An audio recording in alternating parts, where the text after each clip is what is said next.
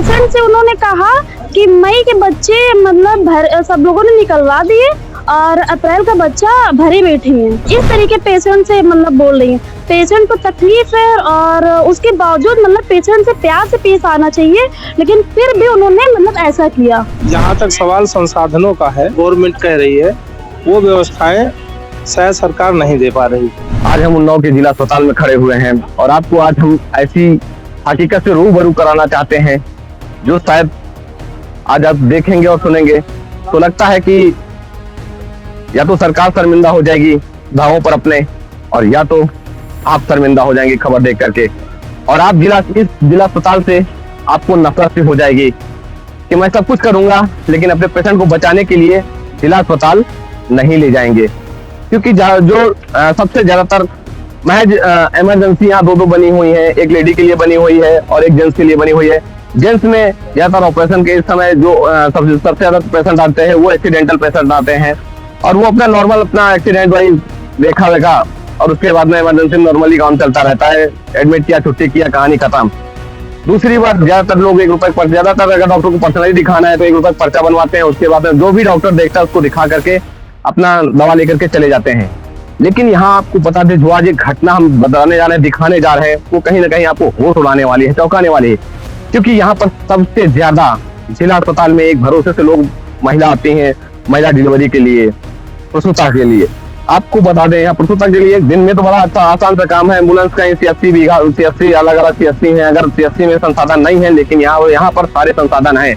CHC refer करती है जिला अस्पताल के लिए और जिला अस्पताल में जैसे ही यहाँ पेशेंट दाखिल होता है, अब दाखिल हुआ पेशेंट तो उसको पहले नॉर्मल उसको पूरी जांच पहले चेक की गई। चेक करने के बाद में एक यहाँ के डॉक्टर्स करते क्या है, जो लेडी डॉक्टर हैं वो आसानी से, पहले तो ज्यादातर उनको लगता है यार चलो हटाओ छोड़ो हाईलाइट रेफर कर दो, क्योंकि अगर हाईलाइट रेफर कर दिया तो संसाधन उनके पास में नहीं है आसानी से, क्योंकि संसाधन होते तो ऑपरेशन करते, पेशेंट को देखते, सीजर करना है या नहीं करना है ये तय करते। लेकिन हुआ क्या, एम्बुलेंस पहली लाई, दिखाया, पर्चा जमा हुआ, एम्बुलेंस दूसरी गाड़ी ट्रांसफर हुई और उसको राय भी देने वाले बहुत मिल जाते हैं, आप इस नंबर को डायल कर दीजिए, कर दीजिए, वो कर दीजिए, वो आराम से हाईलाइट के लिए रिफर कर दिया गया।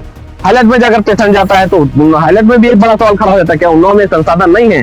सरकार हमारे लाख दावे करती है, ब्रजेश पाठक चाहे डिप्टी CM ब्रजेश पाठक लगातार यहाँ दावे करते हैं हमारे पास में कि उन्नाव में हर संसाधन है हमारे पास में। लेकिन जब हमने यहाँ जानना चाहा कल रात में तो पता चला, यहाँ डॉक्टरों ने साफ बताया कि हमारे पास में महज 8 हमारे पास बेड्स हैं। 30 साल से पहले से जो हमारे पास में 8 बेड्स हैं वही आज भी बेड्स हैं, ना ही बेड्स उनके पास में है, ना ही उनके पास में डॉक्टर्स की टीम है। लेकिन यहाँ अपूर्व वर्धमान जी जो इस समय जिले की कर्ता धर्ता है वो लगातार निरीक्षण करती रहती हैं। उनका भी ये कहना है कि हमारे पास बेड से लेके हम लगातार देखते रहते हैं, डॉक्टरों का ख्याल रखते हैं, लेकिन पेशेंटों जो पेशेंट आते हैं उनका भी ख्याल रखते हैं। अगर पेशेंट वो ध्यान रखते हैं तो कैसे रखते हैं, क्योंकि रात में सबसे ज्यादातर यहाँ दलालों का बसेरा होता है और बसेरे के साथ साथ जो पेशेंट यहाँ पर रात में दाखिल होता है 10 बजे के बाद में, उसको या तो हाईलाइट रेफर कर दिया जाता है या तो दलाल के माध्यम से कहीं ना कहीं दूसरी जगह शिफ्ट कर दिया जाता है। क्योंकि पेशेंट को एक तरीके से डराया जाता है कि भाई आपका पेशेंट मरने वाला है और एक काम करो, हमारे पास में संसाधन नहीं है और ना ही रात में हमारे पास में डॉक्टर्स हैं, क्योंकि रात में हमारे पास में कोई संसाधन नहीं है और ना ही हमारे पास में डॉक्टर्स हैं, जिसकी वजह से पेशेंट डर जाता है और परिजन उसको यहाँ से लेकर के कहीं ना कहीं चले जाते हैं, जिससे बाहरों के जो आपके जो मेडिकल है वो तो टमाटम चमक रहे हैं, लेकिन कहीं ना कहीं ऐसा लगता है गरीबों को लूटने के लिए जिला अस्पताल में जो एक प्लान के माध्यम से, प्लान के तरीके से जो रात में सीजर नहीं होते हैं वो एक प्लान के हिसाब से तय किया जाता है। क्योंकि उसमें हर जो पेशेंट यहाँ से रिफर होता है तो वो जब रिफर किया जाता है तो रिफर करने के बाद में उसको जो उसकी आशा बहु होती है या उसके साथ में दलाल लगा दिया जाता है। वो यहाँ समझाता है कि भैया हो एक काम करिए, आपका पेशेंट बाहर नहीं दूर नहीं जा पाएगा, एक काम कीजिए आप प्राइवेट यहाँ दिखा लीजिए। तो जहाँ जिसको जो पेशेंट को डराया जाता है उसके बाद पेशेंट जहाँ जिसको जो नजदीक हॉस्पिटल होता है उसको वहाँ शिफ्ट करा दिया जाता है। शिफ्ट करने के बाद में पेशेंट को करता क्या है, वो तो पेशेंट शिफ्ट हो गया और जब उसकी दूसरे जहाँ हॉस्पिटल में एडमिट होता है वहाँ उसकी छुट्टी होती है तो उसका जो बिल बनता है, बिल बनने के बाद में जो यहाँ की जिला अस्पताल जो रिफर करते हैं उसको पैसा रिटर्न वापसी कूपन की तरह मिल जाता है। कैमरामैन सादाब अहमद के साथ में रामशंकर वर्मा, उन्नाव। वो मेरी भाभी थी और यहाँ आए थे डिलीवरी के मामले में, तो यहाँ मैंने दिखाया तो पहले तो उन्होंने देखा, फिर उसके बाद उन्होंने कहा कि ऐसे नहीं हो पाएगा और लीकेज है, और प्लस हमने कहा कि सीजर होगा, तो हमने कहा ठीक है आप सीजर होगा तो सीजर करिए। तो उन्होंने कहा कि नहीं, सीजर यहाँ पे रात में नहीं होता है, वो जो भी होगा इतने टाइम कुछ हम नहीं करेंगे, यहाँ से आप ले जाइए और जो भी होगा वो 11 बजे के बाद में होगा और यहाँ पे कुछ नहीं होगा। और प्लस पेशेंट से उन्होंने कहा कि मई के बच्चे मतलब सब लोगों ने निकलवा दिए और अप्रैल का बच्चा भरे बैठे हैं। मतलब इस तरीके पेशेंट से मतलब बोल रही हैं। पेशेंट को तकलीफ है और उसके बावजूद मतलब पेशेंट से प्यार से पेश आना चाहिए, लेकिन फिर भी उन्होंने मतलब ऐसा किया। अर्चना शायद नाम था, मैक्सिमम वही 9 बज रहा था शायद, दिन रात। वो बिछिया में रहती है और बिछिया से रेफर होके यहाँ आई थी।